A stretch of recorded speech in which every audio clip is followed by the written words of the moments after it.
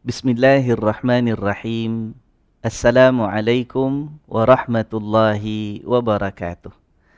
Alhamdulillahi rabbil alamin. Wassalatu wassalamu ala sayyidina Muhammadin ashrafil anbiya'i wal mursalin wa ala alihi wa ashabihi wa tabi'in wa tabi'ihim bi ihsanin ila yaumiddin. Alhamdulillah. Tuan-tuan, puan-puan yang dirahmati Allah, saudara-saudari sekalian, terutama sekali, khusus sekali para jamaah Masjid Darul Makmur yang amat saya rindui semuanya. Alhamdulillah. Syukur kita pada Allah Subhanahu Wa Taala. Hari ini kita dapat bertemu lagi dalam siaran kuliah tafsir anjuran Masjid Darul Makmur yang sangat kita kasihi ini. Mudah-mudahan Allah Subhanahu Wa Taala menerima segala amal ibadat kita. Allah Subhanahu Wa Taala mengangkat darjat kita. Mudah-mudahan Allah melindungi kita dan orang-orang yang kita kasihi daripada segala keburukan, segala kesengsaraan, segala musibah dan malapetaka sepanjang hidup ini, sampailah mudah-mudahan nanti kita kembali kepada Allah dalam keadaan kita reda kepadanya, lagi diredai olehnya. Apa khabar tuan-tuan dan puan-puan sekalian? Alhamdulillah. Ya, mudah-mudahan semuanya bersama orang-orang yang dikasihi, selamat sejahtera, sihat walafiat semuanya, dan selamat menyambut hari kebangsaan kita pada hari ini. Ya, mudah-mudahan Allah anugerahkan keberkatan yang terus bercurah-curah kepada negara, kepada tanah air kita ini. Inilah tanah yang Allah hadiahkan, Allah tentukan sebagai tempat tinggal kita, tempat kita meneruskan kehidupan. Mudah-mudahan menjadi tempat yang penuh kesuburan dengan peluang kita mengumpulkan bekalan untuk masa depan kita yang baik, yang penuh dengan kesejahteraan di dunia dan juga masa depan kita di akhirat nanti. Amin ya rabbal alamin. Ya, setiap nikmat yang Allah kurniakan kita syukuri. Setiap kesempatan yang Allah hadiahkan kita jadikan ya kesempatan yang benar-benar kita manfaatkan untuk kebaikan kita dan kebaikan keluarga kita, orang-orang yang kita senangi, yang kita sayangi, insya-Allah ya. Saya sampaikan salam terlebih dahulu, salam hormat daripada pengerusi, daripada lembaga pentadbir, daripada pengurus dan semua petugas Masjid Darul Makmur kepada para jamaah sekalian, tuan-tuan dan puan-puan, dan penghargaan mereka yang setinggi-tingginya di atas segala sokongan yang telah dihulurkan kepada pihak masjid selama beberapa bulan kita menghadapi penularan wabak COVID-19 ini. Alhamdulillah, mudah-mudahan segala yang kita hulurkan itu menjadi saham yang akan mendatangkan keselamatan kepada kita dan menganugerahkan pelindungan Allah Subhanahu Wa Taala pada hari perhimpunan dan hari pembalasan nanti. Amin ya rabbal alamin. Ayo kita teruskan sokongan kita, kita teruskan juga huluran keihsanan dan kemurahan kita kepada Masjid Darul Makmur khususnya dan kepada semua masjid-masjid yang kita ada, insya-Allah ya. Baik tuan-tuan dan puan-puan sekalian, alhamdulillah minggu lalu dalam suasana kita menyambut Idul Adha. Minggu lepas kuliah kita dijalankan semasa kita masih lagi dalam hari-hari tasyrik ya. Kita telah melihat ayat-ayat Allah Subhanahu Wa Taala dalam surah Al-Hajj ya. Khusus sekali minggu lepas kita baca ayat yang ke-28. Kalau tuan-tuan puan-puan sekalian masih ingat lagi ayat 28 minggu lepas surah Al-Hajj, masih lagi dalam juz yang ke-17 ya. Kita ada berbincang panjang tentang isu perniagaan ya, yang dilakukan oleh orang-orang yang berada di tanah suci ketika mereka melakukan ibadat haji. Alhamdulillah, kita dah huraikan maknanya, kita dah melihat betapa agama Allah ini memberikan keluasan ya kepada orang yang berangkat menunaikan ibadat haji sambil-sambil berusaha berniaga ya, dan mudah-mudahan setiap perniagaan itu dikurniakan oleh Allah keuntungan dan keberkatannya. Dan kita dah tegaskan kemarin bahawa melakukan pekerjaan sambilan dalam suasana kita melakukan ibadat itu tidaklah sesuatu yang dilarang oleh Allah Subhanahu Wa Taala, dengan syarat perniagaannya perniagaan yang dibenarkan oleh Allah lah. Ya, apa yang diperdagangkan bukan benda yang diharamkan Tuhan. Dan yang kedua juga yang sama penting, jangan sampai kerja berniaga itu sampai menjejas amalan-amalan ibadat hajinya ya. Kalau sampai perlu tawaf tak dapat dibuat, kalau perlu wakaf sampai tak perlu kalau perlu wukuf di tanah Arafah sampai terhalang dengan sebab lebih mengutamakan perniagaan, maka itu tidak dibenarkan dalam Islam. Yang akan diperolehi hanyalah kejayaan berniaga sahaja, tetapi pahala ibadat hajinya tidak akan kesampaian. Haji mabrurnya tidak akan dapat dikurniakan Tuhan sebab ibadat-ibadat haji, manasik, perbuatannya, amalannya semua terjejas dengan perniagaan. Tapi kalau dapat dijaga, dapat dipastikan tidak menjejas, maka dipersilakan. Alhamdulillah. Itu dah kita huraikan alhamdulillah kemarin. Ya, mudah-mudahan Allah Subhanahu wa taala mengurniakan kepada kita semua kesempatan sekurang-kurangnya sekali lah, paling sedikit dalam seumur hidup kita, untuk dapat menjadi tetamu Allah, ya, bertandang di tanah sucinya Makkah Al-Mukarramah. Mudah-mudahan setiap daripada kita mendapat kemuliaan itu, mendapat hadiah, ya, menjadi orang-orang yang menunaikan ibadat haji, yang menyempurnakan, ya, kelima-lima rukun Islam kita. Amin ya rabbal alamin, ya. Baik. Sebelum kita sambung dengan ayat berikutnya pada hari ini, sebab sekarang masih lagi bulan Zulhijjah kan. Hari ini berapa hari bulan, ya? Hari ini kalau hari Jumaat minggu lepas 10 hari bulan, bermakna Jumaat yang baru lepas ini kemarin 17, 8, hari ini 19 hari bulan. Ya, malam 20 Zulhijjah. Masih lagi dalam bulan Zulhijjah. Jadi kerana itu saya ingat saya akan sambung dengan ayat-ayat yang berikutnya daripada surah Al-Hajj. Malam ni insya-Allah kita akan mula sambung memerhatikan ayat 29, ayat 30 dan mana yang sempat kita bincangkan pada malam ini insya-Allah, ya. Cuma sebelum itu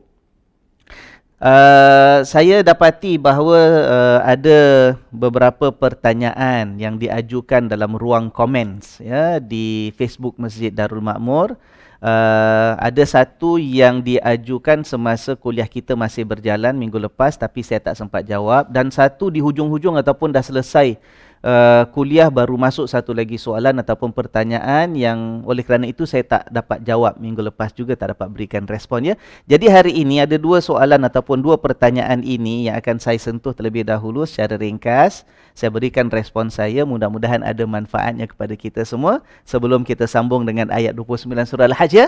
Tuan-tuan dan puan-puan sekalian, mudah-mudahan Allah berkati kita dan merahmati kita. Baik, yang pertama sekali ada pertanyaan daripada seorang sahabat Facebook kita, namanya Encik Azman Hashim, ya, bertanya, niat selfie gambar Mekah dan Madinah, tujuan supaya orang lain hendak ke sana, umrah ataupun haji. Bagaimana Ustaz? Katanya. Jadi yang saya faham daripada pertanyaan ini ialah apa pendapat saya dari segi hukum ke, wajar ataupun tidak seorang yang mengerjakan haji ataupun umrah berada di Mekah ataupun di Madinah mengambil gambar selfie. Tujuannya untuk menggalakkan supaya orang lain pun hendak, ya, berusaha menunaikan ibadat haji ataupun menunaikan ibadat umrah. Boleh ke tak boleh? Bagus ke tak bagus? Pertama sekali, perbuatan selfie semasa di tanah suci ini, respon saya, ini mengenai kita ataupun orang lain. Kita kena bezakan, ya. Kita ke ataupun orang lain. Kalau tentang orang lain yang kita lihat keluar di social media dia, ya, di Instagram dia ke ataupun di Facebook dia ke, gambar dia berselfie di tanah haram, di Masjidil Haram ke, di luar masjid ke, di tanah Arafah ke, di Madinah ketika ziarah Nabi SAW ke. Kalau tentang orang lain, pertama sekali ingin saya menganjurkan supaya kita ini jangan bersangka buruk, ya, sebab niat dia kita tak tahu. Dia boleh mengaku, saya ni niat untuk galakkan saudara mara untuk pergi juga satu hari nanti. Saya niat ini supaya orang itu dapat galakan, jadi motivasi kepada semua, ya, naikkan semangat. Niat dia kita tak tahu sama ada niat dia jujur ataupun tidak, tulus seperti yang disebut oleh lidahnya ataupun tidak, atau sebaliknya. Itu hanya sesuatu yang menjadi rahsia antara Tuan punya diri dengan Allah Subhanahu Wa Taala. Tidak ada hak kita, ya, untuk mempersoalkan, untuk mempertikaikan. Alah, kau ni cakap je nak galakkan orang tapi niat riak nak nunjuk-nunjuk. Mana dapat kita buktikan? Sesuatu yang tidak boleh kita buktikan, kalau berupa negatif terhadap seorang saudara, baik jangan cakap. Bila kita cakap, kalau tak betul, sedangkan dia ikhlas, kan menjadi satu pertuduhan yang boleh jatuh kepada hukum fitnah. Dan itu hukumnya dosa besar, ya kan? Ya, ataupun paling-paling pun dia akan mengguris hati dia, ya, mengecilkan perasaan dia, ya, menyakiti perasaan dia, maka kita elakkan. Jangan menghukum, do not judge orang lain punya niat. Dia buat itu untuk apa? Sudah. Yang kedua, yang penting ialah kita doakan dia. Ya Allah, Engkau peliharalah keikhlasan hati dia. Ya Allah, mudah-mudahan kalaulah niat dia itu baik, supaya orang lain akan terdorong sama. Ya Allah, Engkau bukalah pintu hati hamba-hambamu yang lain juga untuk tergerak. Ya, berusaha untuk menjadi tetamu-tetamumu, ya Allah, satu hari nanti. Kita doakan yang baik. Itu tugas orang mukmin. Apa pun lihat orang lain buat apa pun, jangan sangka buruk. Lebih-lebih lagi kita lahirkan sangkaan buruk itu di lidah kita. Tetapi sebaliknya kita doakan mereka. Mudah-mudahan ya hati mereka dipelihara oleh Allah. Seperti mana kita sendiri senantiasa inginkan hati kita Allah jaga. Ya, hati kita sentiasa bersih dalam ibadat kita, dalam urusan hidup kita, ya, dalam kita ini bermuamalah dengan siapa pun, ya, orang-orang di sekeliling kita. Itu kalau orang lain. Ya. Kalau diri kita pula macam mana? Kalau diri kita pula nak berselfie di Mekah ataupun di Madinah untuk galakkan orang lain, katalah. Pertama sekali, pasal ini diri kita sendiri, kita kena betul-betul perhatikan niat dan tujuan kita. Betul ke? Yang kita kata aku nak orang supaya terdorong untuk pergi haji dan umrah, tak lebih daripada itu. Niat kita apa? Kalau niat kita ikhlas supaya kita menjadi punca kepada kebaikan yang akan dilakukan oleh orang kerana mencontohi kita, mudah-mudahan ya Allah terima niat itu. Mudah-mudahan itu termasuk dalam apa yang disebut oleh Nabi SAW, siapa yang memulakan sesuatu amalan yang baik, kemudian diikuti oleh orang lain sebagai mencontohi dia, maka dia juga akan dapat pahala seperti mana orang yang buat tadi. Sebab dia yang menjadikan contoh. Dia yang menjadi ikutan kepada orang lain. Begitu sebaliknya kan? Jangan lupa hadis itu juga Nabi menyebut, kalau sebaliknya dia mulakan satu yang tak baik, dia yang buat sesuatu kejahatan sampai orang lain ikut, orang lain ambil tu jadi contoh. Ingat kata Nabi SAW, yang ikut dapat dosanya, yang dia itu jadi contoh juga akan menanggung dosa yang sama seperti orang yang ikut dia. Na'udzubillah ya. Nombor satu, lihat betul-betul, perhatikan, cerminkan dulu. Tanya jujur kita dengan Allah. Tak payah cerita dengan orang lain. Niat aku apa? Ikhlas ataupun bukan. Tapi kalau niat kita nak menunjuk-nunjuk, tengok biar orang kampung nampak padan muka. Ni selama ni orang pandang rendah kat aku. Ya konon aku ni orang tak pergi masjid lah, apalah. Tengok aku dapat pergi haji tau, dapat pergi umrah. Kalau itu niat kita nak menunjuk, sudahlah tuan-tuan. Baik, kita jangan keluarkan. Ini yang dinasihatkan, ditegur oleh ramai daripada kita kata ustaz-ustaz, guru agama kita, ustazah-ustazah kita. Dia boleh jadi satu perkara yang dilarang dalam agama. Takut ibadat haji kita habis pahalanya. Ya, riak, nunjuk-nunjuk, itu akan menghapuskan pahala daripada apapun ibadat yang kita lakukan. Kedua, kita kena buat pertimbangan. Must be able to make a balance, ya, buat kita kata pertimbangan antara tujuan yang kita nak capai dengan kemungkinan terhasil ataupun tidak. Kadang-kadang kita ni niat baik, tujuan kita demikian-demikian, tapi kita kena faham faktor-faktor yang ada, elemen-elemen konteks yang ada. Agak-agak besar kemungkinan tujuan kita tu boleh tercapai ke ataupun tak tercapai. Contoh kita kata, aku ingat aku nak galakkanlah biar adik-beradik yang selama ni tak kenal agama, ya kan, sembahyang pun tanda, tengok aku dapat pergi Mekah, pergi Madinah, mudah-mudahan terdorong hati mereka, ya kan. Kita kena lihat kalau itu tujuannya, kemungkinan akan tercapai ke ataupun kemungkinan sebaliknya. Orang yang kita tujukan itu kita yang kenal. Ya, kalau kita nak tujukan pada adik-beradik, kita yang kenal watak adik-beradik kita, sikap mereka. Kalau mereka ni jenis orang, insya-Allah ditunjukkan satu yang baik, mereka akan terdorong, ya, kerana kemesraan yang dalam keluarga. Okey. Tapi kalau kita sendiri kenal, alah adik-beradik aku ni jenis makin cakap makin dia melawan, makin tunjuk contoh baik makin dia mengata dan makin dia benci dengan kita, makin dia menyampah dengan kita. Kita buat penilaian itu sendiri. Ya, niat mesti ikhlas kerana Allah. Untuk tujuan yang baik, bukan riak. Tujuan, kita buat penilaian sendiri. We have to assess and evaluate whether kita punya goal yang kita nak capai tadi, ya, matlamat kita nak capai, can it be achieved or is it not to be achieved? Ya, highly likely to be achieved ataupun sebaliknya tidak akan terhasil. Kita kena buat penilaian itu, ya. Dan kita kena jaga pula tuan-tuan dan puan-puan sekalian, ya. Ikhlas kita pada hari ini, kerana Allah. Ikhlas kita pada hari ini bukan kerana nak riak, nak takabur. Tapi kita kena menilai diri kita sendiri. Kita ni jenis orang yang macam mana biasanya. Ada orang, bila sekali dia buat sesuatu amalan ikhlas, insya-Allah selama-lamanya ikhlas itu tidak akan rosak ataupun tercemar. Ya kan? Tapi ada orang, dia punya hati mudah berbolak-balik. Kadang-kadang ada orang hari ni bila ajak ibadat, bila hari ni katalah pergi menuntut ilmu, Alhamdulillah ya. Tak apa, saya ikhlas. Orang nak tengok saya ke, orang nak kata ke, nak puji, saya tak akan terjejas. I will not be affected in any way. Keikhlasan saya kerana Allah. Tapi ada orang, besok lusa, ya kan, bila dia tahu orang puji dia, bila orang tahu cakap baik tentang dia, dia mula merasa dirinya besar, merasa dirinya mulia, ya. Kata orang mula besar kepala, ya kan, mula rasa besar diri. Kita kena lihat kita jenis orang macam mana.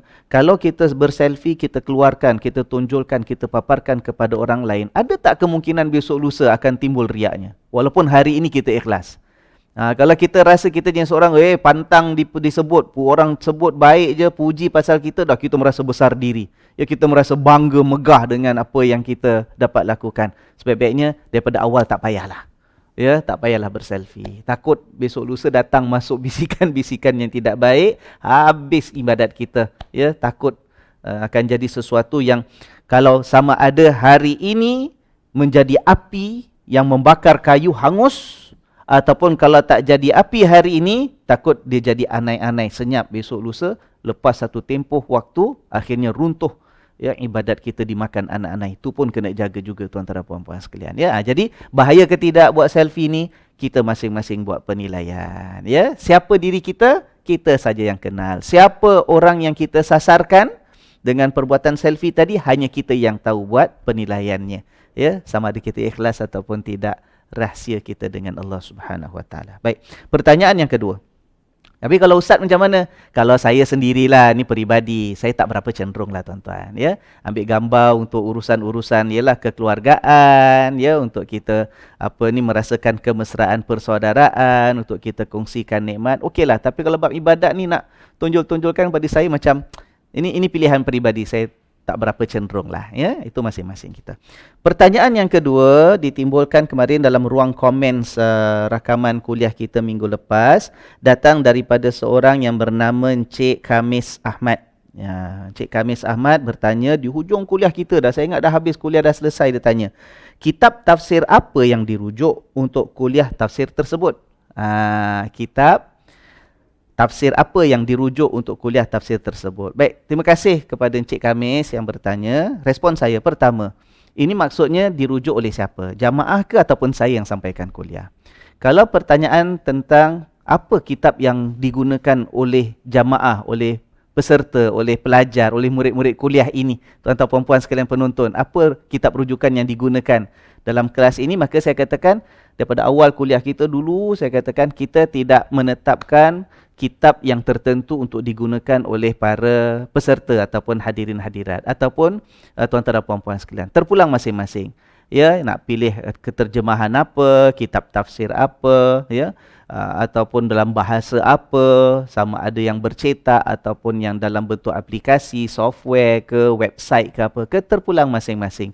Cuma saya akan bentangkan, mudah-mudahan itu dapat mengukuhkan kefahaman kita yang dapat kita petik daripada bacaan-bacaan tersebut. Ya, jadi kalau maksudnya ialah untuk jamaah, maka kita kata saya tidak menetapkan apa-apa rujukan untuk para peserta. Tetapi kalau maksud soalan ini adalah apakah tafsir yang saya gunakan untuk menyampaikan kuliah tafsir tersebut, saya lihat, ya, kalau maksudnya ialah secara umum untuk semua kuliah-kuliah tafsir kita yang tiap-tiap hari Ahad malam kita adakan ini. Kalau secara umum, ya, apa tafsir yang saya gunakan? Ada dua peringkat saya gunakan untuk pengetahuan yang bertanya, ya. Satu peringkat bacaan asas. Bacaan asas maknanya bila kita buka tafsir Quran, kita nak tahu apa makna ayat itu secara umum. Saya ada 3 kitab yang saya gunakan selalu. Yang pertama ialah kitab At-Tafsir Al-Munir oleh Syekh Wahbah Az-Zuhaili rahimahullah. Ya, itu satu. Kitab yang kedua ialah kitab Al-Wasit Fit Tafsir, karangan almarhum Syekh Said Muhammad Tantawi. Kemudian kitab yang ketiga, bacaan asas tafsir saya untuk kuliah ini ialah kitab karangan almarhum Profesor Hamka, iaitu kitab Tafsir Al-Azhar beliau. Ini 3. Sebab ini 3 agak mudah, ya, agak asas walaupun sebenarnya mencukupi, ya, untuk orang memahami. Itu 3 tadi. Kemudian bila sampai kepada ayat-ayat tertentu yang saya rasa perlu perluasan bacaan, ya, perlu mendalami lebih lanjut perbincangan isu-isu yang tertentu dalam ayat-ayat yang kita ketemui, ada 3 lagi. Ya, peringkat yang kedua biasa rujukan saya, iaitu yang pertama sekali Mafatihul Ghaib karangan Al-Imam Fakhruddin Ar-Razi. Itu kitab yang sangat luas, perbincangannya sangat mendalam, yang merencam isu-isunya. Dia bahagikan bila sampai satu ayat dia kata fihi masail. Ini ada banyak isu dia. Al-mas'alatul ula, isu pertama apa? Dibincangkan, dibahaskan. Al-mas'alatul thaniyah. Kadang-kadang satu ayat itu walaupun pendek sampai 10-12 isu yang dibincangkan. Tapi itu sistem yang digunakan, itu rujukan yang saya gunakan kalau hendak mencari huraian yang agak lebih mendalam kepada sesuatu isu yang ada dalam sesuatu ayat yang hendak saya bentangkan. Rujukan kedua ialah kitab Tafsirul Quranil Azim oleh Al-Imam Ibn Kathir rahimahullah. Ya, khusus sekali kitab ini sangat bermanfaat sebab dia banyak datangkan riwayat. Ya, dia termasuk dalam kategori tafsir bil ma'thur, iaitu tafsir dengan riwayat hadis Nabi sallallahu alaihi wasallam. Ya, sangat berguna terutama bila saya nak cari sabab nuzul. Ya, apakah kisah di sebalik turunnya sesuatu ayat, ataupun sangat berguna bila kita nak cari kisah sejarah umat dan nabi yang terdahulu. Itu kitab rujukan, ya, peringkat kedua yang saya gunakan, kitab Tafsir Ibn Kathir. Dan yang ketiga ialah kitab Al-Jami' li Ahkamil Quran oleh Al-Imam Al-Qurtubi rahimahullah. Ini kitab tafsir, juga kitab tafsir yang besar. Perbincangan sangat terperinci, terutama sekali dalam bab masalah-masalah hukum dan fikih. Kadang-kadang kita jumpa ayat, ya, masalah fikih, ayat tentang hukum. Ini kitab rujukan utama saya, ya, dalam tafsir ayat-ayat hukum. Jadi itulah apa ni kita kata, kalau maksud pertanyaan Cik Khamis tadi, apa kitab rujukan saya untuk kitab kelas tafsir kita? Ini 3 kitab peringkat permulaan dan 3 kitab peringkat lanjutan yang saya gunakan. Tapi kalau maksud tujuan pertanyaan Cik Khamis itu ialah apa rujukan yang saya gunakan khusus untuk kuliah minggu lepas tu? Khusus untuk kuliah minggu lepas. Maka saya katakan begini, itu rujukan yang biasa saya gunakan, itu juga yang saya gunakan untuk minggu lepas. Cuma minggu lepas kita banyak berbincang tentang ayat berniaga waktu pergi haji ke Tanah Haram, ya kan? Itu saya rasa took about 80% of the whole kuliah kita minggu lepas. Lebih kurang 80% masa kuliah minggu lepas cakap isu itu, ya kan?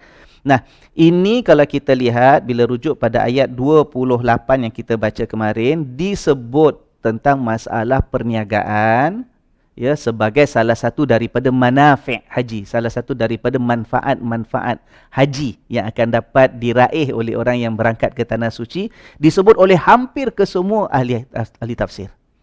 Dan mereka merujuk kepada ayat 198 surah Al-Baqarah yang saya sebut kemarin.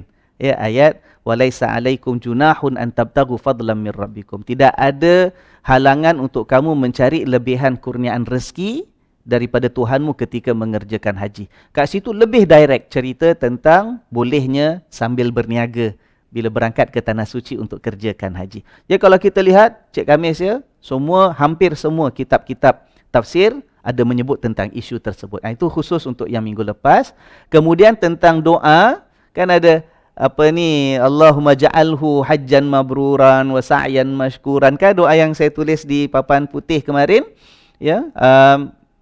Kemudian saya kata maksud tijaratan lan tabur, jadikanlah dia juga, ya Allah, kau jadikan sebagai satu perniagaan yang tidak akan rugi.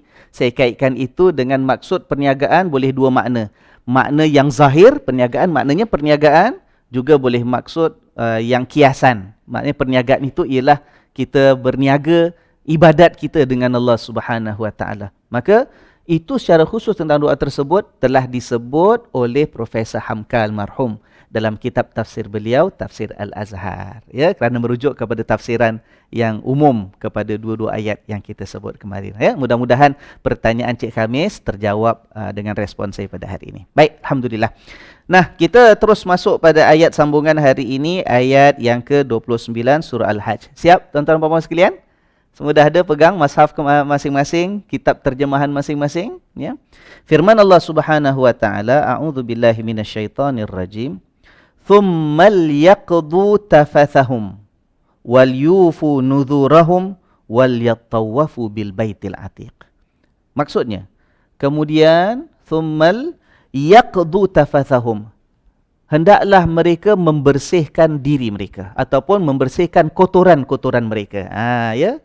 Ya, tsummal yaqdu tafathahum, kemudian bersihkanlah kotoran-kotoran mereka. Maknanya apa tuan-tuan?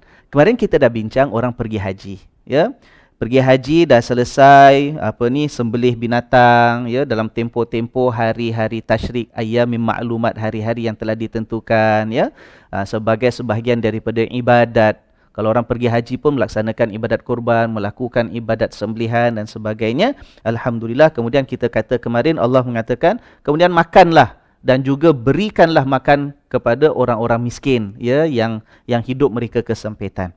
Jadi sebahagian daripada ibadat haji, sekarang kata Allah Subhanahu wa taala, selesai ibadat sembelihan tadi dah selesai, maka kata Allah, bersihkanlah kotoran mereka. Bersih kotoran mereka maknanya apa? Tahallul mereka dah boleh buat. Tahu apa makna tahallul? Tahallul maknanya kita mengakhiri ihram kita. Mengakhiri ihram kita. Orang pakai ihram bila kerjakan haji, perkataan ihram maknanya mengharamkan. Kerana dalam sepanjang dia memakai ihram, ada beberapa perkara yang tidak diizinkan dalam agama untuk dia buat.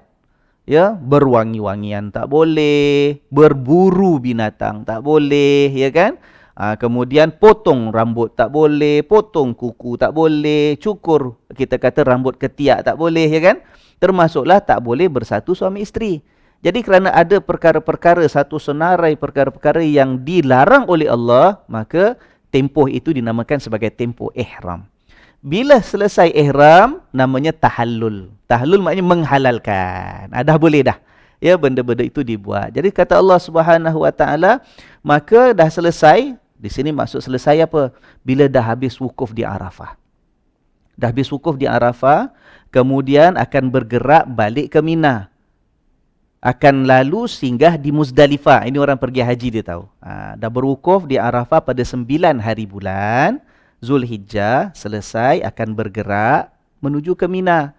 Tapi akan lalu pada malam itu di Muzdalifah. Sama ada nak berhenti ke ataupun setakat lalu, pokoknya ada bahagian-bahagian malam itu dia mesti ada di tanah Muzdalifah. Ya, itu orang pergi haji tahu, dah ikut kursus dah. Kemudian teruskan perjalanan, esoknya 10 hari bulan, kita di luar Mekah, kita sambut Hari Raya Haji, mereka akan berada di Mina. Di Mina buat apa? 10 hari bulan Zulhijjah itu mereka akan melontar jamrah yang besar. Namanya Jamrah Aqabah. Lontar Jamrah Aqabah. Bila dah lontar, selesai lontar tadi, maka dah boleh tahallul. Itu kata Allah SWT sekarang, ya. Tsummal yaqdu tafathahu, maka bersihkanlah kotoran diri mereka. Kotoran maknanya apa? Yang kemarin mungkin beberapa hari dalam keadaan ihram, tak boleh pakai wangi-wangian. Badan sampai bau busuk. Ya, nak mandi pun gosok dengan sabun, tak boleh pakai sabun yang wangi sebagai contoh.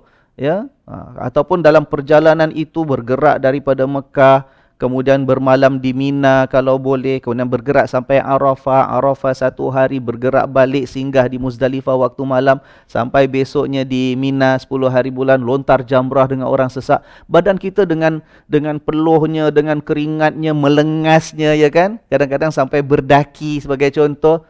Bila dah selesai jamrah kita lontar, dah boleh tahallul, dah boleh mandi, dah boleh pakai pakaian wangi-wangian. Kuku kalau dah panjang, kemudian berapa hari kita tak potong. Terutama kalau orang buat haji ifrat. Haji ifrat tu daripada mula sampai di Mekah, terus dalam keadaan ihram. Kalau 2 minggu lah. Baru boleh tahallul nanti bila dah lepas lontar jamrah. Haji tamatuk lain. Haji tamatuk sampai je buat tawaf terus tahallul. Itu orang tahulah nak pergi haji macam mana kan. Khusus kalau orang ifrat. Kalau 2 minggu sebelum haji ada di tanah Mekah, 2 minggu lah tak berwangi-wangian, tak boleh potong gunting rambut, tak boleh potong kuku. Jadi bila sampai masanya, habis lontar jamrah Aqabah, kata Allah, bersihkan dirimu daripada kotoran yang ada. Ini tahallul. Ya kan? Cuma bila pada waktu itu Dia semua boleh buat. Tahallul semua boleh buat kecuali satu saja. Belum boleh lagi diizinkan oleh Allah. Iaitu bersatu suami isteri. Bila bersatu suami isteri boleh buat, nanti lepas lontar jamrah, dah tahallul, dah semua kain ihram dah boleh buka. Dah boleh mandi, dah boleh pakai wangi-wangian, dah boleh nak set rambut lah. Ya, nak pakai kasut, tutup stokin apa semua boleh, tak ada masalah. Kita akan bergerak ke Masjidil Haram. Nanti di Al-Masjidil Haram, waktu itu kerjakan tawaf ifadah. Tawaf ifadah maknanya apa? Tawaf haji. Kerjakan tawaf haji 7 kali, lepas tu sa'i, ya 7 kali, barulah selesai, barulah lengkap tahallul yang sempurna. Dah buat tawaf dengan sa'i haji itu, barulah yang tadi nama tahallul asghar. Tahallul asghar maknanya tahallul kecil. Ya, the first tahallulnya stage bersatu. Semua boleh buat dah. Kecuali bersatu suami isteri. Itu tunggu dulu, sabar. Ya, berangkat kemudiannya pergi ke ke Masjidil Haram, buat tawaf 7 kali keliling Kaabah. Kemudian sa'i 7 kali antara Safa dengan Marwah, barulah selesai tahallul akbar. Tahallul yang utama, tahallul yang besar, tahallul yang sempurna, barulah selesai pekerjaan haji kita. Ya, jadi kat sini kalau kita lihat, kata Allah Subhanahu wa taala, "Tsummal yaqdu tafathahum", maka bersihkanlah kotoran diri mereka, wal yufu nuzurahum, dan tunaikanlah nazar-nazar mereka. Ini kalau orang pergi haji ada bawa nazar. Aku nazar, mudah-mudahan selamat perjalanan pergi tanah haji, mudah-mudahan dapat sempurna kerjakan ibadat haji. Aku bernazar, katalah, nanti kalau kat sana selesai ibadat haji, aku nak sembelih 2 ekor lembu sebagai contoh. Nazar kerana Allah Ta'ala. Siapa ada nazar, waktu itu kata Allah, sempurnakan nazarnya. Sempurnakan nazarnya. Kalau tak ada nazar, tak apalah. Ini kebiasaan ataupun sebahagian orang buat. Ya, daripada dulu lagi nak pergi tanah suci haram, nak kerjakan ibadat haji, banyak nazar mereka. Ya, sebagai tanda menzahirkan kesyukuran sepenuh-penuhnya kepada Allah Subhanahu wa taala, ya. Bersihkan kotoran diri, tahallul yang pertama, kemudian tunaikan nazar kalau ada, barulah wal yatawafu bil baitil atiq. Kemudian hendaklah mereka bertawaf di al-bait, rumah al-atiq. Al-Atiq ni maknanya ada beberapa makna, nanti saya terangkan, ya. Tapi dari segi bahasa asalnya Atiq boleh kita makna rumah yang umurnya dah tua. Ya, kalau Profesor Hamka ya kan, saya baca saya pelik sikit tapi itu bahasa yang digunakan. Dia kata rumah kuno. Tahu rumah kuno? Kuno tu maknanya dah umur lama dah. Ya, dah ratusan tahun. Itu maksudnya Kaabah. Kenapa dinamakan sebagai Al-Baitil Atiq? Rumah yang dah lama, rumah yang dah umurnya lanjut, ataupun rumah dah kuno, ataupun kita nak kata rumah dah antik. Kenapa? Sebab memang Kaabah itu dibina oleh Nabi Ibrahim dulu. Nabi Ibrahim tu antara nabi-nabi yang awal, dah beratusan tahun kemudiannya, dah lepas keturunannya Ishak, Ismail, Yaqub, dah berpuluh-puluh nabi rasul selepas itu, barulah sampai kepada zaman Nabi Muhammad sallallahu alaihi wasallam. Jadi bila sampai zaman Nabi Muhammad sallallahu alaihi wasallam, umat Islam kerjakan haji berdasarkan kepada perintah Allah dalam Al-Quran yang diturunkan. Allah buat ataupun Allah menyebut, merujuk, Allah make reference to Kaabah sebagai a very old an ancient building. Ya, Al-Baitil Atiq. Ya, rumah yang umurnya dah lanjut, rumah dah lama. Kita tak kata rumah buruk lah. Kalau buruk tu maknanya yalah tak cantik lah kan. Dia rumah dah lama. Ya, rumah antik. Bil Baitil Atiq. Jadi kata Allah, dah selesai, dah tahallul, kemudian dah tunaikan nazar masing-masing. Kalau ada nazarnya, kata Allah, tunaikan yang namanya tawaf keliling Al-Baitil Atiq, keliling Kaabah. Sebab tu ada orang mungkin tertanya-tanya, Ustaz, kenapa Allah suruh tahallul dulu? Kita kalau ingat-ingat kan, kita bila sampai Mekah kita tawaf dulu, lepas tawaf kita sa'i, lepas sa'i baru kita tahallul. Ya kan? Kenapa sekarang Allah kata tahallul dulu tadi?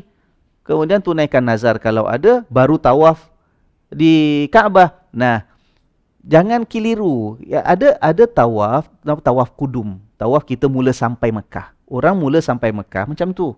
Dia mula sampai Mekah, katalah buat umrah.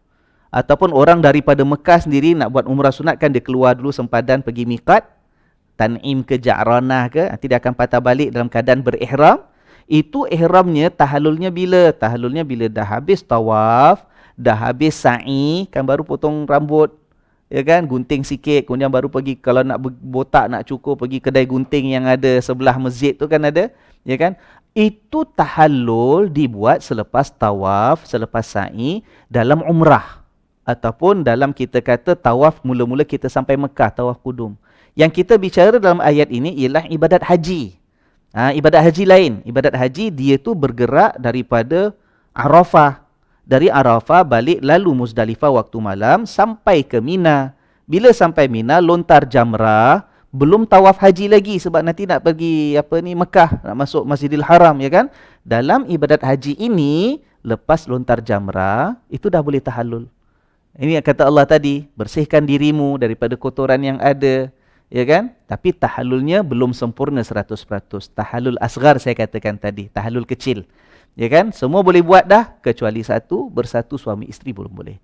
Nanti kemudian barulah masuk Masjidil Haram, barulah buat tawaf haji, barulah sa'i habis, barulah sempurna tahallul yang kedua ataupun tahallul akbar, kan? Kita jangan confuse. InsyaAllah, Ustaz tak faham lah Ustaz. Saya dengar Ustaz cakap macam ini, saya belum pernah pergi, tak dapat nak gambarkan. InsyaAllah kita doa sama-sama. Yang belum pernah pergi, satu hari akan dapat pergi insyaAllah. Nanti bila dah sampai panggilannya, insyaAllah Allah buka peluangnya, masing-masing kan akan ikut kursus. Dengar betul-betul syekh kita, guru kita, pembimbing haji kita akan terangkan. Pelan-pelan satu-satu, ya, langkah-langkah perlu buat, insyaAllah akan dapat gambaran apa maksud ayat yang kita baca pada hari ini, ya.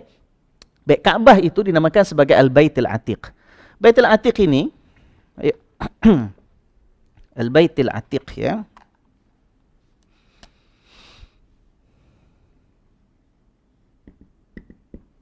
Bait Al-Atiq. Bait Al-Atiq. Bait maknanya rumah, kan? Al-Atiq ini yang kita kata tadi, salah satu maknanya ialah rumah lama. Ancient building, very old building. Ya, Atiq. Pokoknya Al-Baitul Atiq ni maknanya apa? Kaabah, ya, Kaabah. Itu tidak ada ulama yang pertikaikan. Cuma kenapa Kaabah itu dinamakan Al-Baitul Atiq? Apa makna Atiq? Satu makna Atiq ialah dia tu umurnya dah panjang, dah lama. Umur dibina daripada zaman Nabi Ibrahim. Yang kedua, Al-Atiq ini dari segi bahasa juga maknanya yang bebas. Bebas. Ya. A freed building. Ya, yang telah dibebaskan. Ya. Apa makna dia? Kat sini ada beberapa maksud. Pertama sekali, maksudnya ialah bebas, tidak pernah dimiliki sesiapa.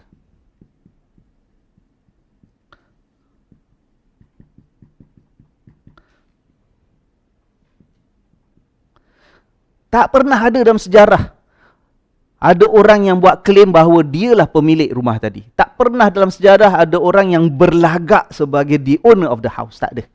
Rumah itu rumah sejak daripada zaman Nabi Ibrahim sampai kepada anak cucunya, keturunannya, orang Arab daripada satu generasi ke satu generasi, orang Arab Mekah ke orang Arab luar datang singgah bergerak, yang pindah hijrah masuk tinggal terus jadi penduduk Mekah ke, tidak pernah Mekah itu seluruhnya, siapa pun orang Arab, tak ada siapa yang ever claim ownership of the house. Ya, dia kekal. Rumah milik Allah. Dihormati oleh semua. Dimuliakan oleh sesiapa sahaja. Jelas? Ya. Sebab perkataan Atiq daripada perkataan a'taqa. A'taqa dia membebaskan. Ya. Ya, kita when we free something from chains, for example, bila kita lepaskan, kita bebaskan seorang hamba daripada perhambaan, itu a'taqa. Jadi rumah ini rumah yang bebas. Ya, rumah yang dah bebas. Kedua, maksud Al-Baitul Atiq, rumah bebas. Kenapa? Sebab rumah ini tidak pernah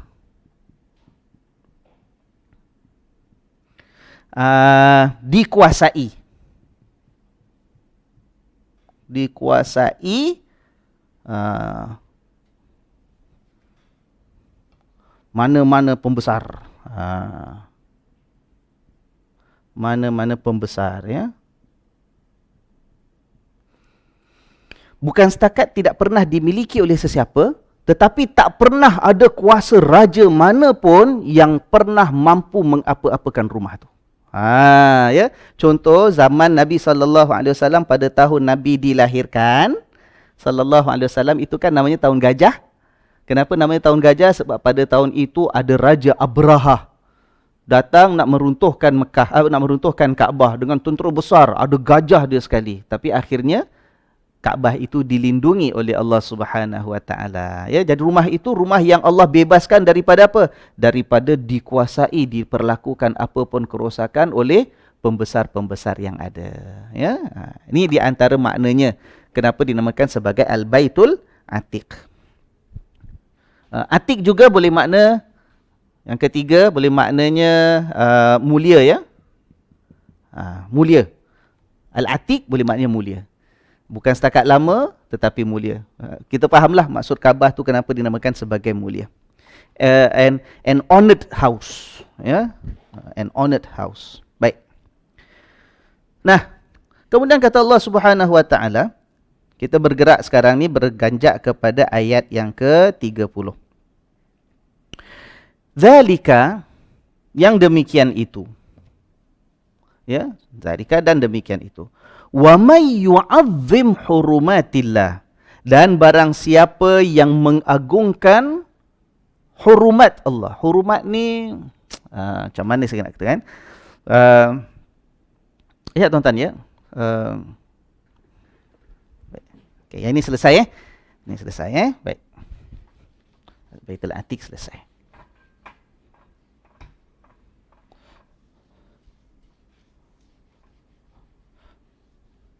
Wa man yu'azzim,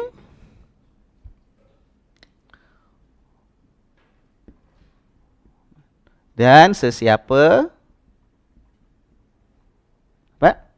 Yu'azzim,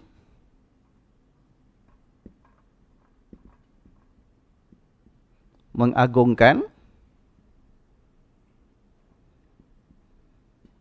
ataupun kita kata memuliakan hurumatillah.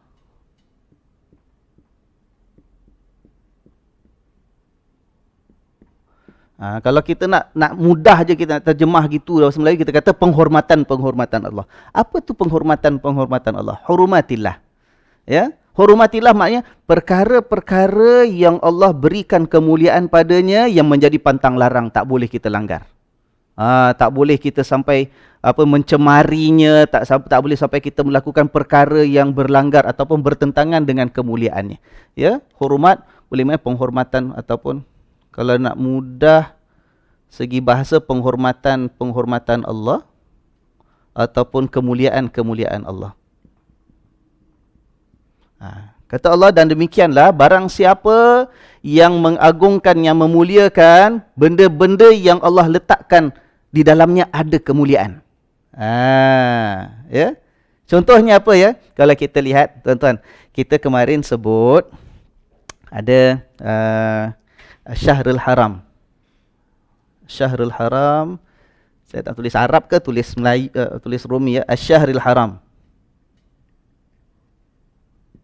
Syahrul Haram.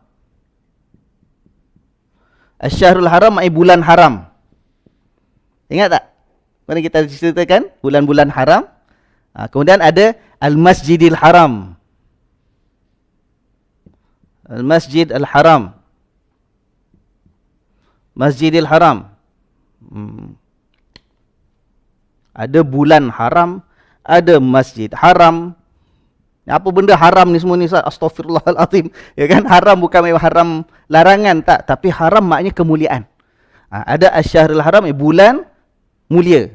Ada Al-Masjidil Haram, masjid yang mulia. Ada istilah juga Al-Baladil Haram.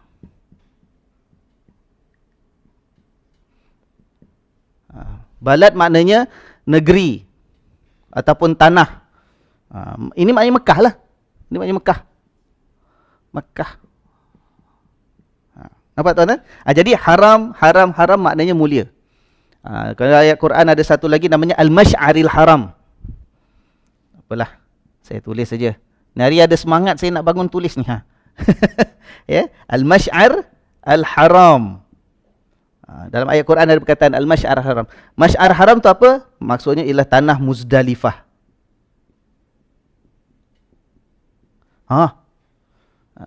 Malah kalau kita lihat Kaabah tu kadang-kadang disebut sebagai Al-Baitul Haram.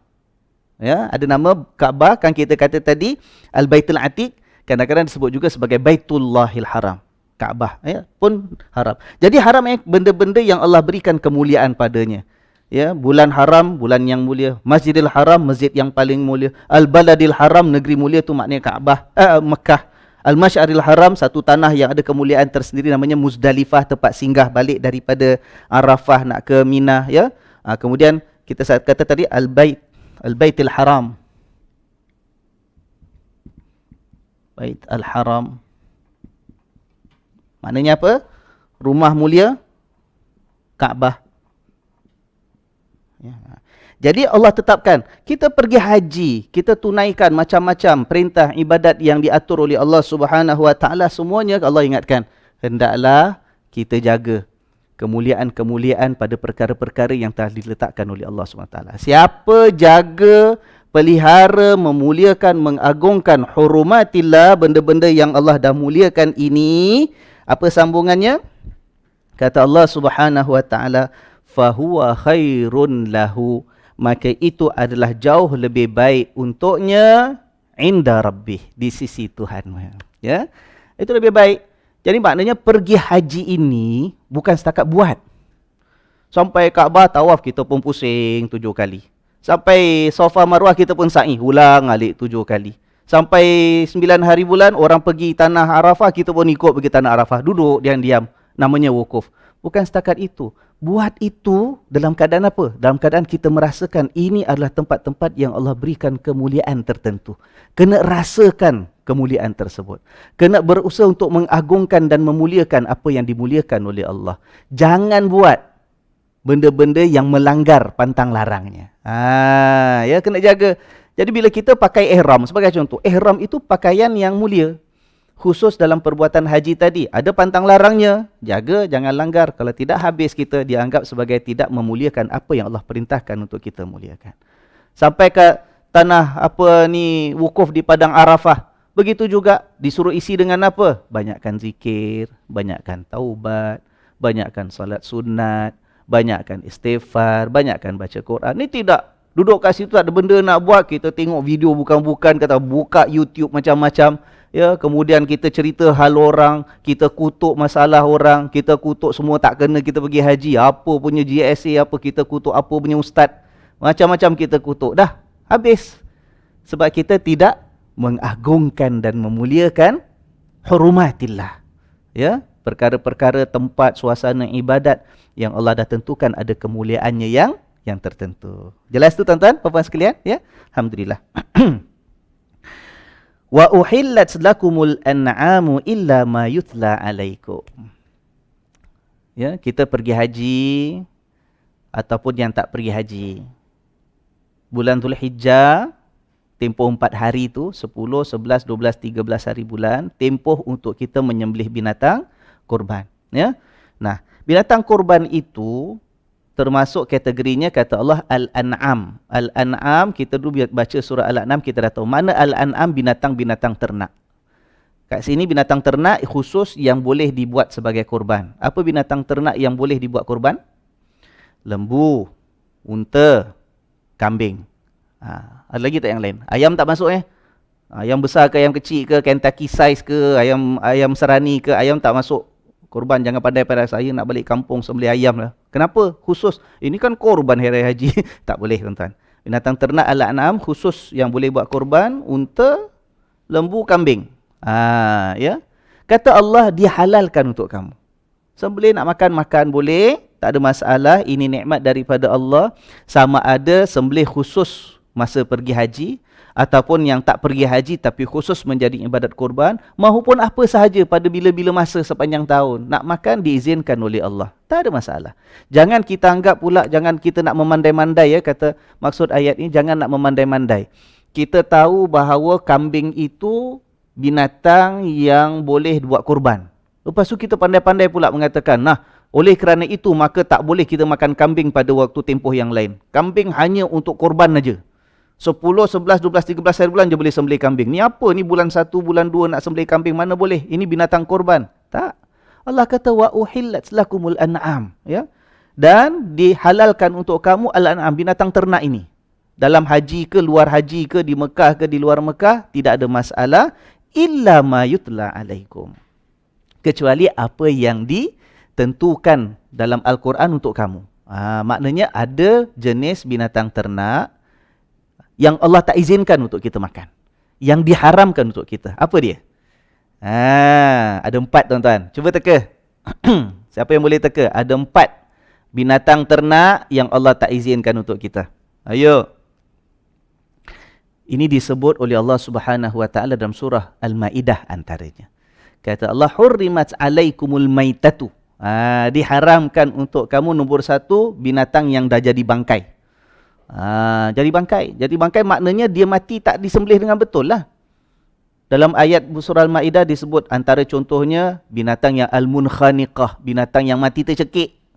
Ya kan? Kita nak bawa, pindahkan kambing tadi daripada kandangnya nak bawa pergi padang untuk disembelih, kita ikat talinya. Salah ikat, tercekik dia. Mati dia pasal tercekik tali tadi. Ya kan? Al-munkhaniqah. Ini maknanya maitah. Binatang yang dah jadi bangkai. Bangkai maknanya tidak disembelih dengan betul. Allah sebut yang tercekik, yang kena pukul sampai mati, yang ditanduk binatang lain sampai mati, yang bekas digigit dimakan oleh binatang predators, ya kan? Yang lain. Ini kalau mati kerana itu termasuk bangkai. Bangkai tak boleh. Itu yang pertama. Kalau disembelih dengan betul, ayuh dipersilakan, ya. Yang kedua, hurrimat alaikumul maitatu waddamu. Yang tak boleh darah. Kita dah sembelih binatang, ya kan? Binatangnya nak dimakan, makan dagingnya. Ya, makanlah organ-organ yang insya-Allah boleh dimakan, tetapi yang namanya darah tak boleh. Jangan pula dah sembelih. Ya, orang miskin macam mana pun, duduk kampung mana pun, ceruk mana pun, sayang sangat dengan semua bahagian kambing yang disembelih tadi, semuanya nak dimanfaatkan, semua tak ada benda yang sia-sia, yang terbuang terbazir, sampai darahnya pun tak ada. Lepas tu nak buat minum darahnya, nak buat masak apa darahnya, tak boleh. Adam kata Allah tak boleh. Itu kena buang. Ya kan? Malah bila kita sembelih kena pastikan darah tu sampai mengalir habis. Barulah kita bersihkan kambing tadi, dia ambil dagingnya untuk dimasak, ya. Kecuali kalau darah yang tak boleh ataupun yang susah sangat kita nak bersihkan daripada daging. Itu lain. Kita beli daging kat pasar, kadang-kadang kita potong-potong, dia punya cecair merah dia kan. Darah kan, darah yang ada dalam daging tadi.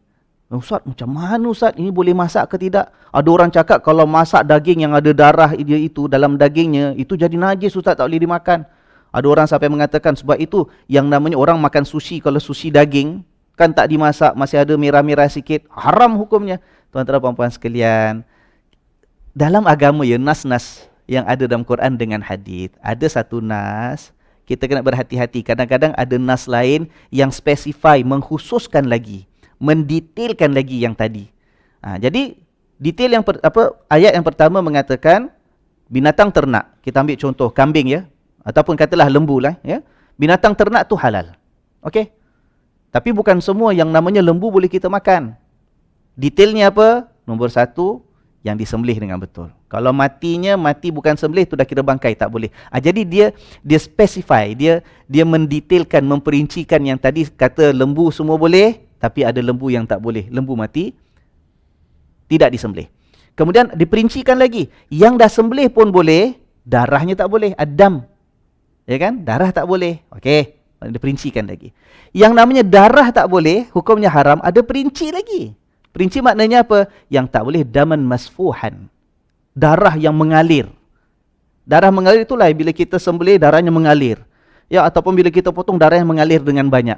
Tapi kalau darah yang melekat dalam daging, itu sesuatu yang kita kata dalam agama diistilahkan sebagai yang diberikan keuzuran. Sebab apa? It is extremely difficult. Susah sangat. Macam mana ya orang nak masak daging, kena pastikan tak ada darah langsung dalam daging dia. Macam mana tuan-tuan? Kita orang lelaki senang cakap sebab kita tak masuk dapur, ya kan? Orang perempuan yang masak dia tahu. Jangan ada suami yang ngada-ngada pula perintahkan, awak masak daging tu untuk saya, pastikan untuk anak-anak biar halal ya. Apa benda pula biar halal bang, saya beli kat kedai orang Islam. Awak masak tu pastikan darahnya sudah habis. Jangan masak daging masih ada merah-merah lagi. Bang, minta maaf ya. Macam mana nak buat? Cubalah abang buat. Ya kan? Itu darah yang melekat dalam daging itu dimaafkan. Ya? Yu'fa anhu dalam agama sebab apa? Sebab terlalu susah.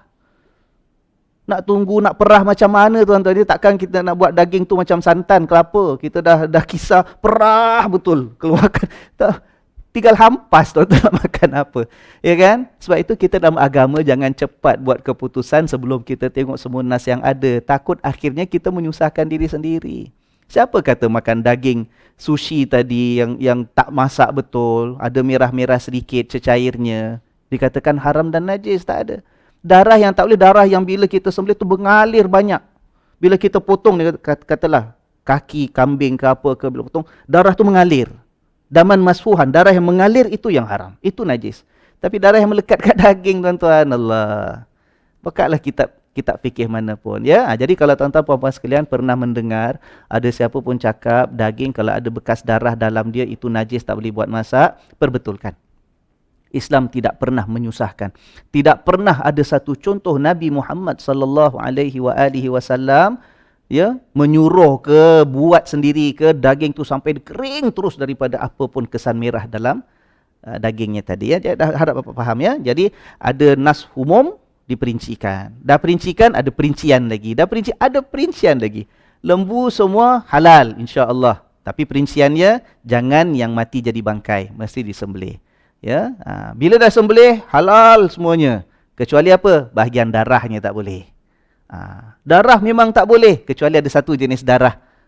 Ya, kita nak makan darah ke, ada nama lain ke, ada scientific term yang berbeza untuk darah ni ke, wallahu alam, diizinkan oleh Allah. Yang mana itu darah yang ada dalam dagingnya, ya. Baik. Jelas ni, ya, mudah-mudahan, ya. Baik. Islam tu mudah, tuan-tuan, mudah. Ya, yang jadikan Islam susah bila kita setengah masak, faham kita ni, ya. Ya, kita belajar setengah masak tu jadi masalah, ya. Kalau nak sebut contoh banyak lagi yang lain, nanti takut saya berceloteh panjang sangat benda-benda yang tak ada kaitan dengan tajuk ayat kita pada hari ini. Nah, kita sambung sikit lagi. Dua, ya. Yang pertama tak boleh, tadi kita kata al-maitah, bangkai yang tak disembelih. Kedua ad-dam, darah. Walahmul khinzir, binatang ternak. Ada orang ternak juga, ya. Tapi ada satu jenis binatang ni memang tak boleh dimakan. Jangan gada-gada pula. Namanya khinzir. Nak kata khinzir ke, nak kata babi ke, ada orang kata marah. Apa Ustaz cakap kataan babi ni? Dah memang namanya macam tu kan? Ya kan? Itu tidak dibenarkan.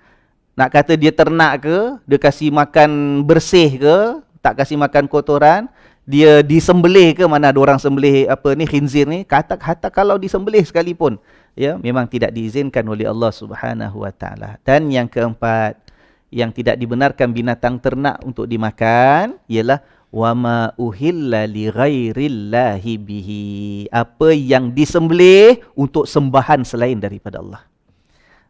Apa yang disembelih untuk sembahan-sembahan lain selain daripada Allah. Ada orang sembah berhala ke, ada orang puji dewa ke, ada orang niat untuk dapat perlindungan kuasa lain daripada Tuhan.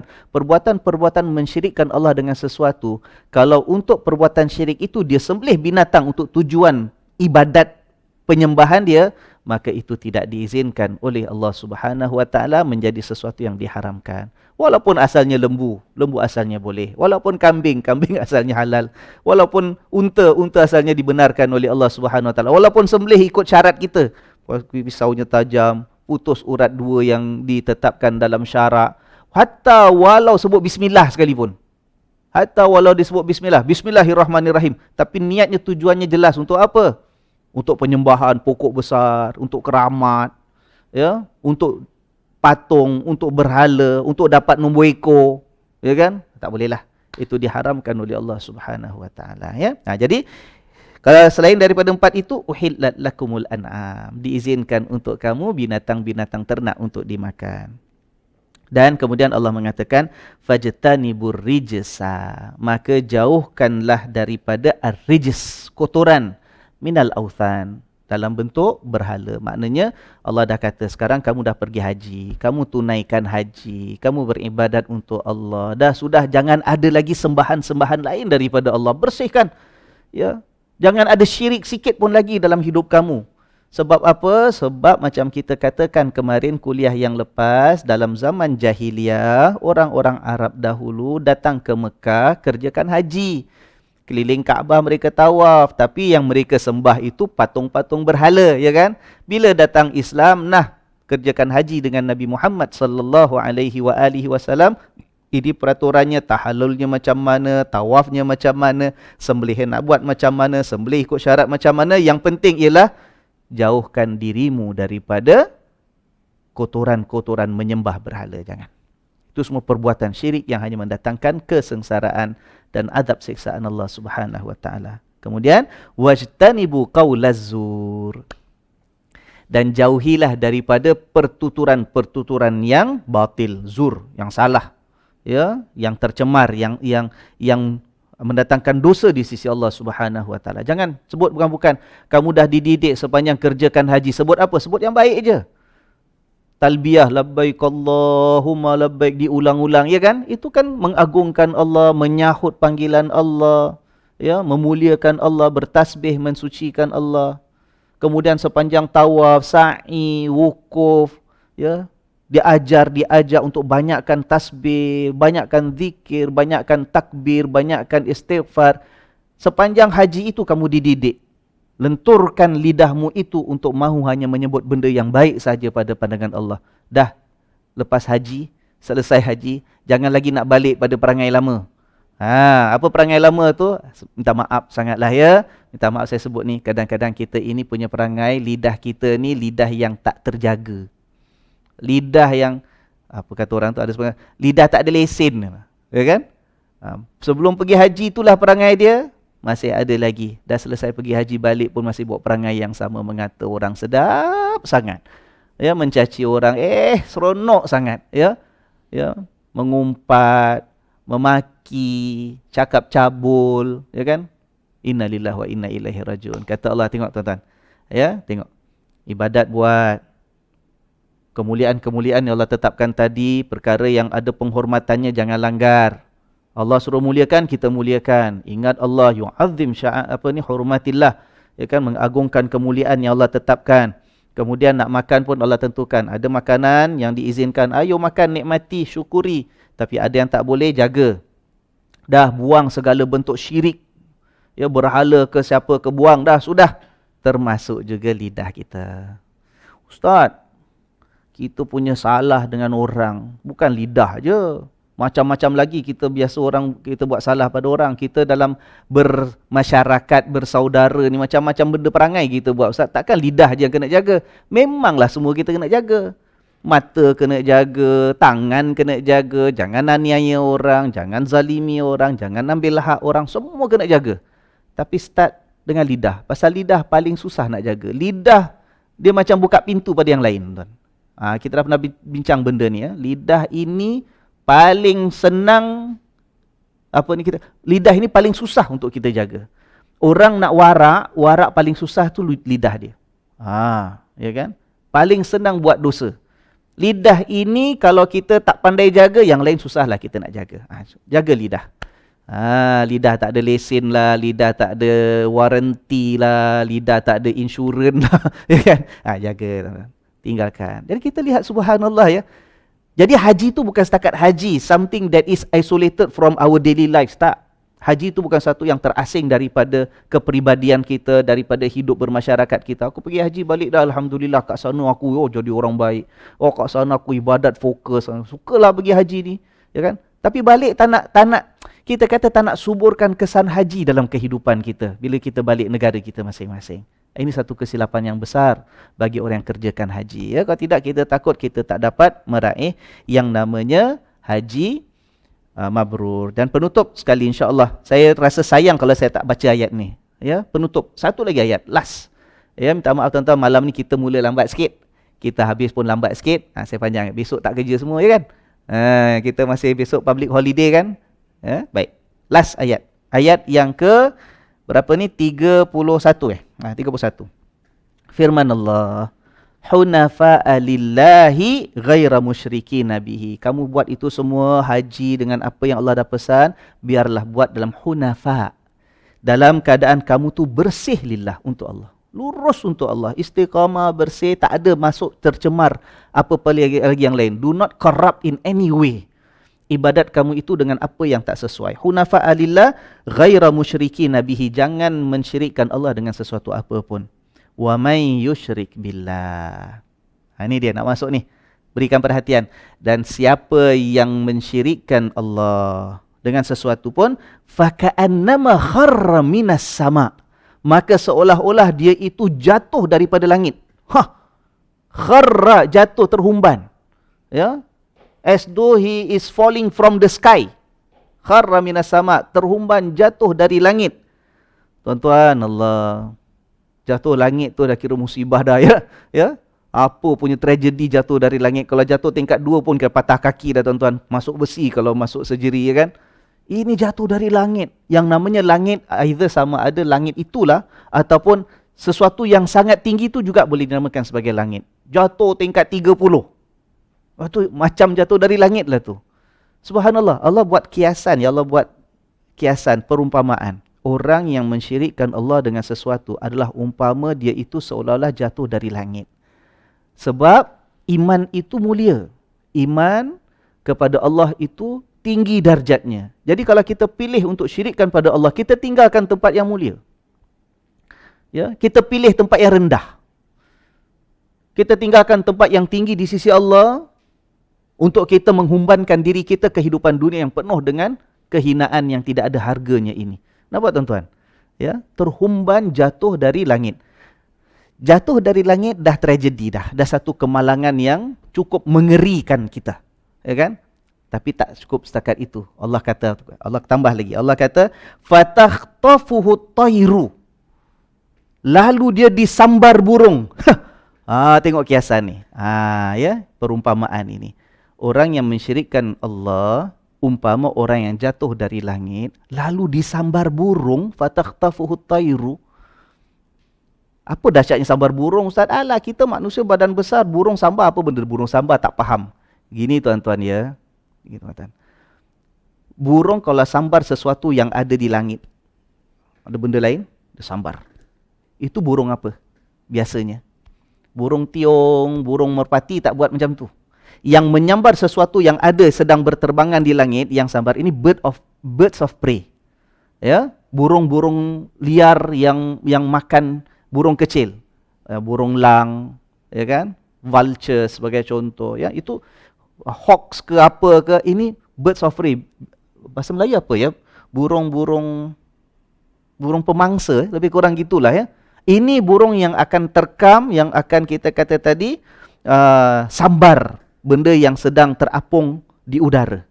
Jadi kita bayangkan Allah buat kiasan. Kita kalau dah jatuh dah menggerunkan, jatuh dari tempat mulia nak jatuh tempat yang hina, akan menyakitkan kita. Nyawa akan habis kalau jatuh tempat tinggi dari langit. Mati kita dah kalau sampai kat bumi terhempas.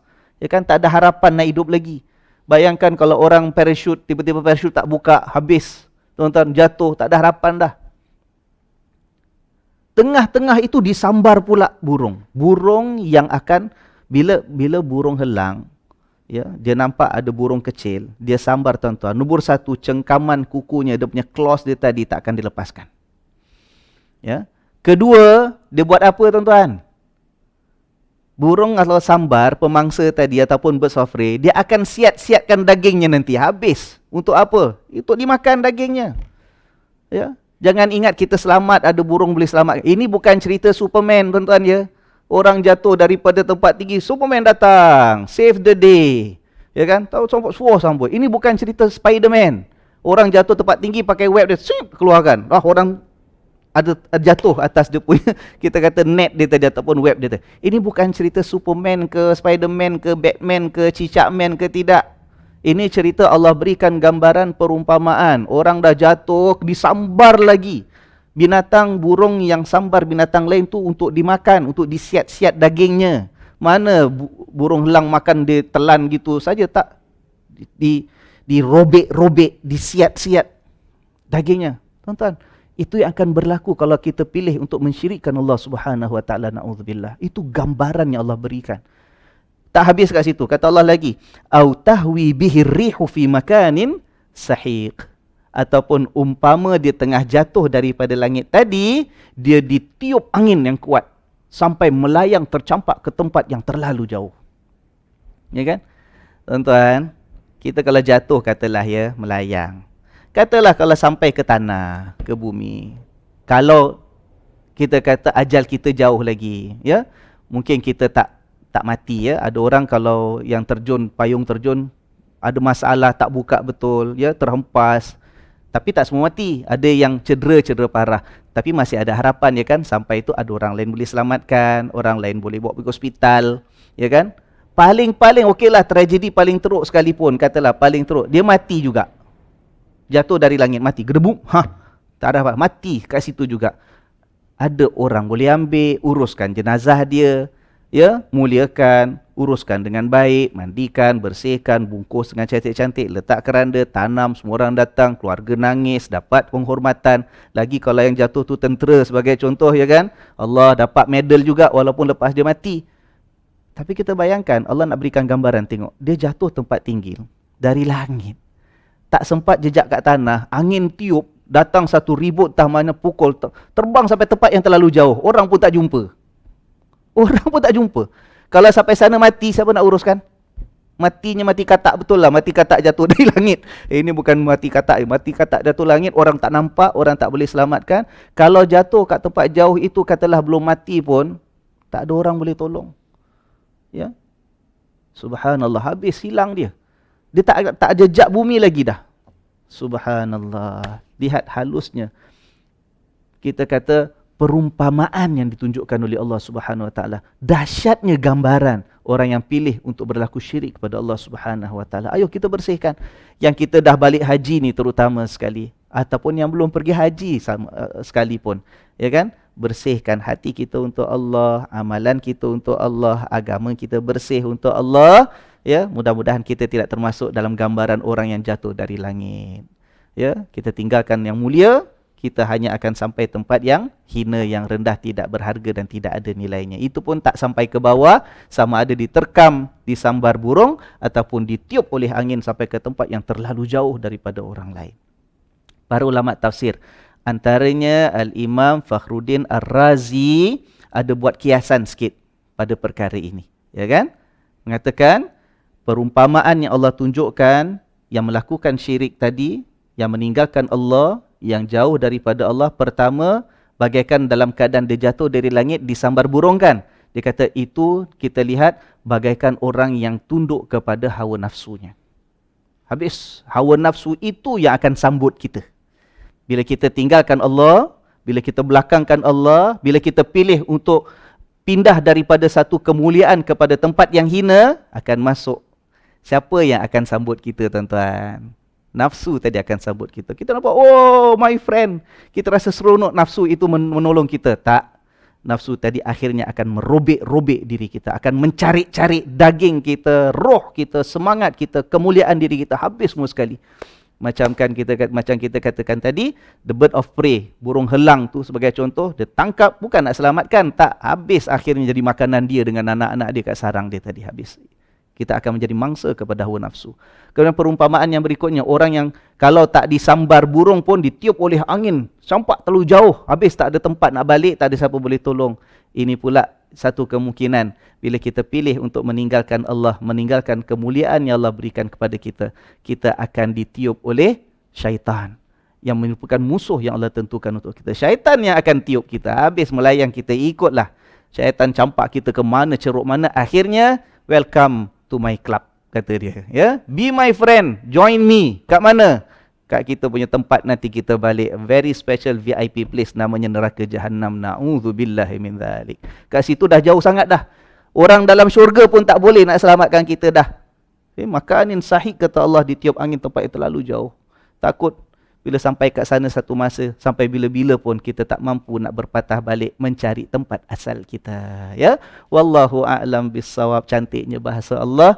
Mudah-mudahan begitulah cantiknya iman kita dan ketakwaan kita, hati kita dalam menyambut peringatan daripada Allah Subhanahu Wa Taala. Sekian saja, maka selesailah, ya, saya rasa ayat-ayat tentang ibadat haji. Setakat ini, insya-Allah minggu hadapan kita mencari ayat-ayat yang lain yang mengandungi kisah dan tauladan cerita untuk menjadi iktibar kepada kita. Sehingga kita bertemu minggu depan, tuan-tuan dan puan-puan sekalian. Saya sayangi anda sekalian kerana Allah Subhanahu Wa Taala. Subhanakallahumma wa bihamdika asyhadu an la ilaha illa anta astaghfiruka wa atubu ilaik. Wassalamualaikum warahmatullahi wabarakatuh.